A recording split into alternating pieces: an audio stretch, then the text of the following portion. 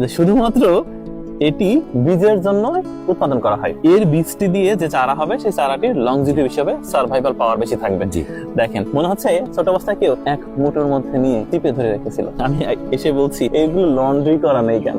Laundry বিহীন shirt যেরকম এই ফলের অবস্থা ঠিক সেরকম। কি পরিমাণে ধরেছে দেখুন। কিন্তু এই ফল সেই একজনের যদি খাওয়ানো যায় সে দৌড় মারবে, এত টক, এত টক। তাইলে এটা উৎপাদন করে লাভ কি? এটাই তো ভাই দরকার, এটাই প্রয়োজন। আমাদের বাংলাদেশে যে গাছগুলো আছে এগুলো সব বাতাবির উপরে। আচ্ছা বাতাবির উপরে দীর্ঘদিন লংজিভিটি হয় না। আচ্ছা, তারপরে বাতাবির উপরে অরিজিনাল যে মাল্টা কমলার ফ্লেভার, সে ফ্লেভার পাওয়া যায় না। কিন্তু এর থেকে যদি সিড বের করে আমরা যে বীজের চারা যদি তৈরি করতে এইটা পারি, factor।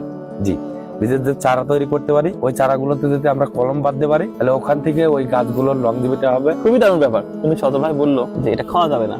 আমি বললাম না না, আমি এই ফল খেয়ে দেখবো, এই ব্যতিক্রম একটা ফল। উনি বলছে তেঁতুলের চেয়ে ওর ভয়াবহ টক। তখন বললাম যে এটা উৎপাদন করে লাভ কি? তখন উনি আমাকে বোঝালেন যে কেন এই ফলের বীজ এতটা গুরুত্বপূর্ণ এবং বীজের জন্য কেন এটি উৎপাদন করা হয়।